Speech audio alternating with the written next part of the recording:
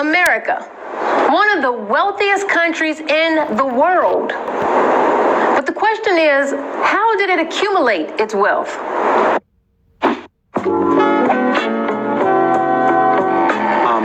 This is a nation founded on genocide and built on the backs of slaves.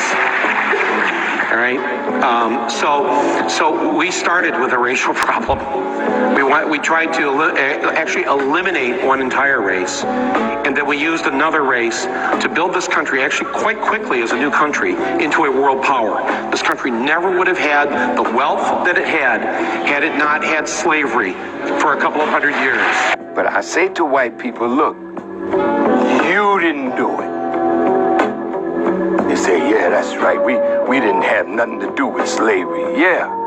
But because of slavery, when you immigrants came here, America was already built with the blood, the sweat of my ancestors. So you got what you got because your fathers gave us what they gave us. One mistake that's often made is showing how the South, the Confederacy, acquired their wealth off of the backs of our ancestors. And even then, it's reduced to just a few slave owners who saw a real benefit. No. Chattel slavery of blacks benefited the South, but just as much it benefited the North and all of America and its many European immigrants. Well, I won't see my lonely house.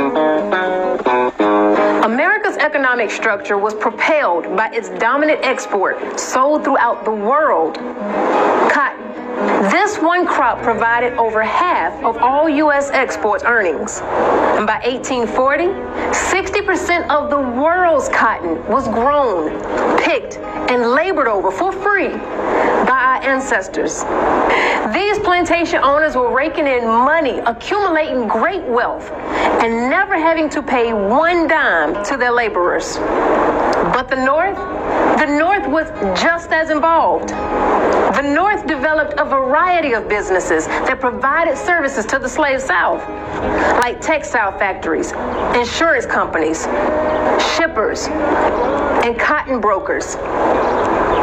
But it doesn't stop at the slave owner or the businesses that provided the services to the slave system. Banks, yes. Bankers on Wall Street made millions selling goods to the South, along with giving loans and creating banks to finance Southern plantations. And much of this same wealth they still have today. Let me give you some examples. J.P. Morgan and Chase Bank admitted that between the years of 1831 to 1865, two of their predecessor banks, Citizens Bank and Canal Bank in Louisiana, accepted 13,000 slaves as collateral on loans that slave masters defaulted. One of the more successful banking families that built much of their wealth on the slave trade was the Brown family, more commonly known as the Brown Brothers and Harriman Company, which is the oldest and largest private investment bank. The Brown Brothers owned hundreds of slaves. This family dominated the cotton industry. They made a huge fortune by lending millions to Southern planters and cotton brokers. Another portion of their wealth came by renting and the sales of slave ships they sold to slave merchants.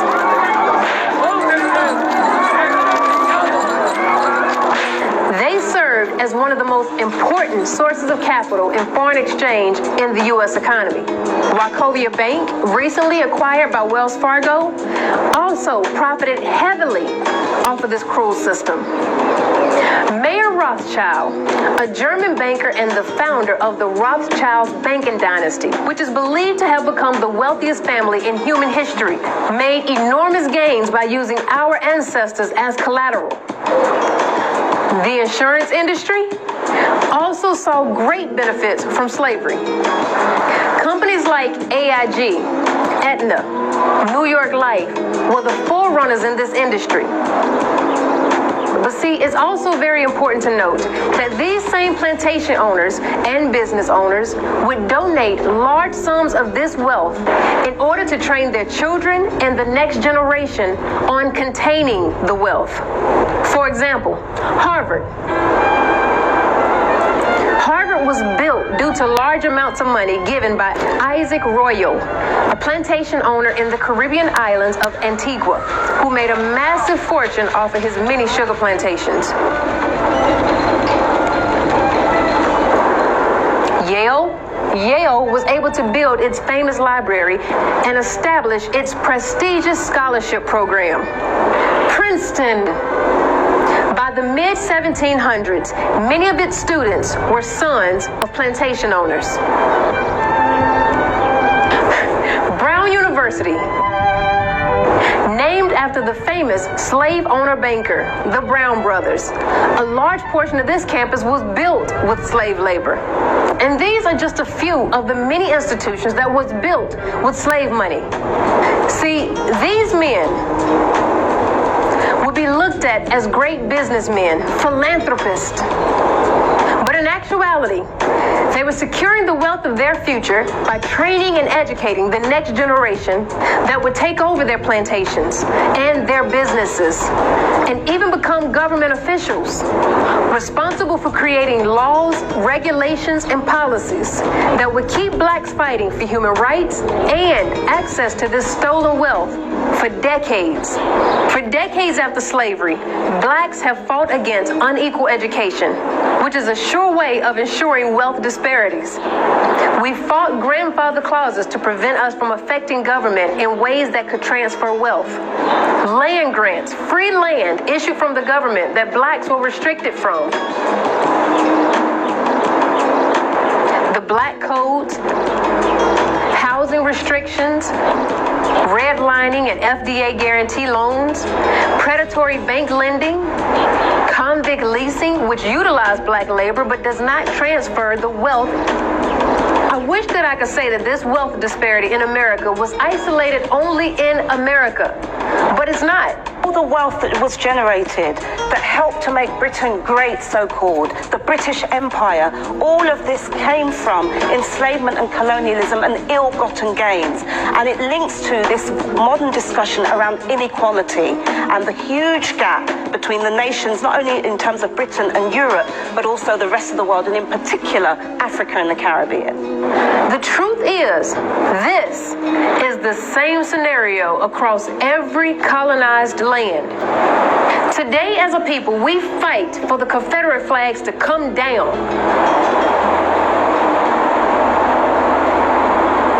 We even fight for people to stop using the word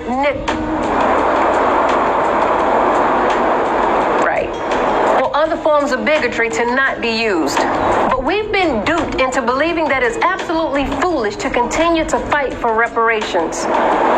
Many of us don't recognize the direct ties between the past and the wealth that was carried into today. Our ancestors were forced to invest in this economy without ever receiving a return. Unlike Jews, reparations were never paid to slaves or their descendants to help balance out this unjustified wealth. But understand that the reason our ancestors were enslaved was not for the purpose of being able to call us It was not even for the purpose of being able to raise a slave flag. No, all of the killing, the torturing, dehumanizing, inhumane treatment all boiled down to one reason: wealth. It was all business. Understand that. I know that our brother Martin did. I still have a dream. Not that one.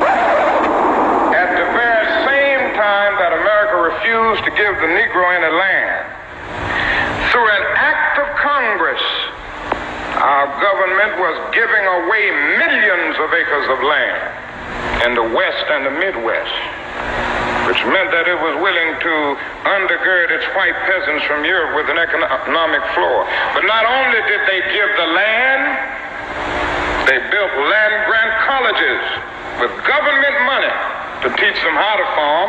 Not only that, they provided county agents to further their expertise in farming. Not only that, they provided low interest rates in order that they could mechanize their farms.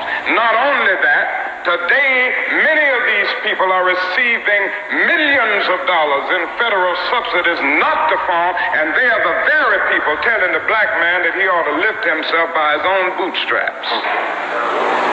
This is what we are faced with. And this is the reality. Now, when we come to Washington, in this campaign, we are coming to get our check.